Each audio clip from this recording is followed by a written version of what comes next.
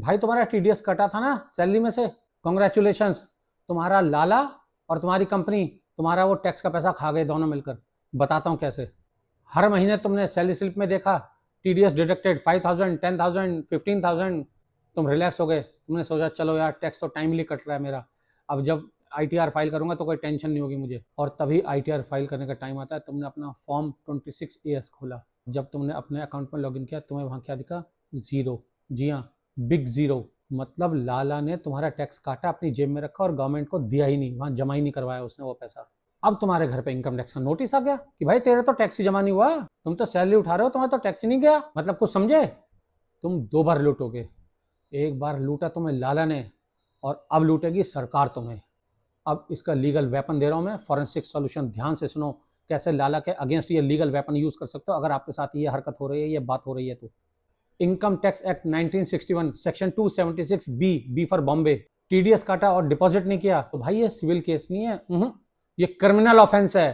3 महीने से लेके 7 ईयर्स तक की रिगोरस इंप्रिजनमेंट है। किसे?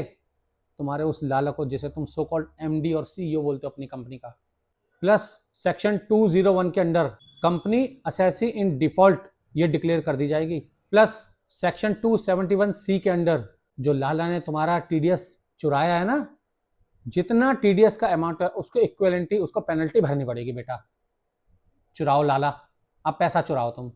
अब एक्शन प्लान सुनो। आप एज एन एम्प्लॉय आपको क्या करना है? अपना फॉर्म 26AS और AIS डाउनलोड करो, अपनी सैलरी स्लिप से अपना टैक्स डिडक्टेड एट सोर्स जो होता है उसे मैच करो। अगर डेटा मैच हो रहा है तो ठीक है, डिपॉजिट हो रहा है तो ठीक है, फॉर्म 26 में भी रिफ्लेक्ट हो रहा है, वेल एंड गुड। गलती से अगर मिसमैच निकल गया ना तो टीडीएस असेसिंग ऑफिसर को रिटन कंप्लेंट करो। किसके अगेंस्ट? अपने चोर लाला के अगेंस्ट। रिटन कंप्लेंट जब करोगे तो अपनी कंपनी का 10 नंबर लिखना मत भूलना। अभी ये मत पूछना 10 नंबर कहाँ से मिलेगा।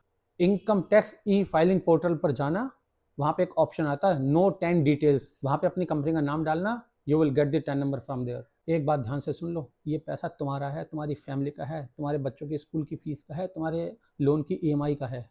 अगर तुम चुप रहोगे ना बेटा, अगर तुम चुप रहोगे तो ये तो ऐसे चोरियां करते रहेंगे। और तुम्हारे बच्चों की फीस तो मुझे पता नहीं, लेकिन हाँ एक बात जो बता देता हूँ, तुम्हारे इस टैक्स के पैसे से तुम अपने इन्हीं हाथों से लाला के उस चोर के बच्चों की फीस जरूर भरते रहोगे बेटा। पैसा तुम्हारा मौज वो मार रहा है उस पर।